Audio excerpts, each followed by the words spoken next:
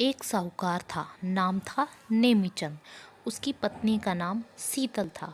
शीतल अपने नाम की तरह ही बहुत शीतल और सरल स्वभाव की थी, मगर उसका रंग थोड़ा सांवला था। उसकी कोई संतान भी नहीं थी। नेमीचंद उसे हमेशा बांझ होने का ताना मारता था, जिससे शीतल बहुत दुखी हो जाती थी। नेमीचंद का मामा उससे मिलने के लिए आया। उसने नेमीचंद से पूछा कि नेमी, क्या हुआ? 11 साल हो गए तुम्हारी शादी को, अभी तक तुम्हारे कोई बच्चा भी नहीं हुआ है।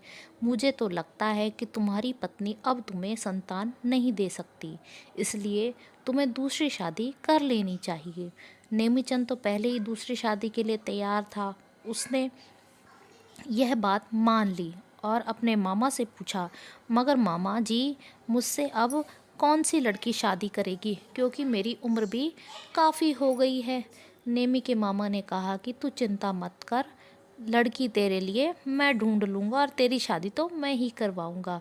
कल तुम मेरे गांव आ जाना, हम लड़की देख लेंगे। फिर नेमी का मामा अपने गांव लौट गया। नेमी और उसके मामा की सारी बातें शीतल सुन रही थी, मगर वह कुछ कह नहीं पाई। वह रोने मंदिर में बैठकर भगवान से शिकायत करने लगी कि भगवान, मैंने तो कभी किसी का बुरा नहीं किया, तो आप मुझे संतान का सुख क्यों नहीं दे रहे हो? तभी घर में किसी ने दस्तक दी। दरवाजे पर एक बूढ़ी औरत थी। शीतल ने दरवाज़ा खोला। बूढ़ी ने शीतल से उसके रोने का कारण पूछा, तो शीतल को और जोर से रोना आ गया। बूढ़ी औरत ने कहा कि बेटी, तुम क्यों रो रही हो? तब शीतल ने अपने दुख का कारण उस बूढ़ी औरत को बताया।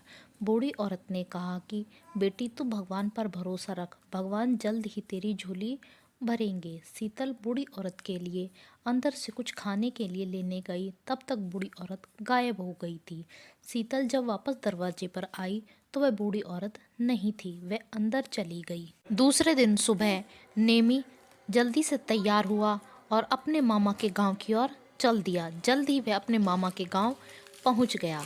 मामा और भांजा दोनों किसी लड़की के घर पहुंच गए। के मामा ने जब लड़की वालों को बताया कि नेमी ही वह लड़का है जिसने शादी करनी है, तो लड़के वाले बहुत गुस्सा हुए। हम क्या अपनी बेटी की शादी किसी अधेड़ उम्र के लड़के से करेंगे? मामा ने उन्हें पैसे देने की कोशिश की, जिससे लड़की वाले और भी अधिक क्रोधित हो गए। उन्होंने मामा और भांजा दोनों की पिटाई कर दी। नेमी पिटकर अपने घर पहुंचा। जब नेमी ने अपनी पत्नी शीतल को बताई तो शीतल को बहुत हंसी आई और उसे गुस्सा भी आया। थोड़ी ही देर में शीतल कुछ काम कर रही थी, तभी उसे चक्कर आने लगा और वह बेहोश हो गई। नेमी ने डॉक्टर को फ़ोन किया। डॉक्टर ने नेमी को बताया कि वह पिता बनने वाला है। यह बात सुनकर नेमी और शीतल बहुत खुश हुए।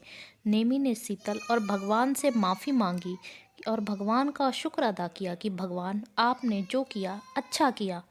अगर मेरे साथ यह नहीं होता तो आज बहुत बड़ी गलती कर बैठता मैं। इस कहानी से हमें शिक्षा मिलती है कि भगवान जो भी करता है अच्छा ही करता है। यदि आपको हमारी कहानी पसंद आती है तो कृपया हमारे चैनल को सब्सक्राइब करें। Thank you.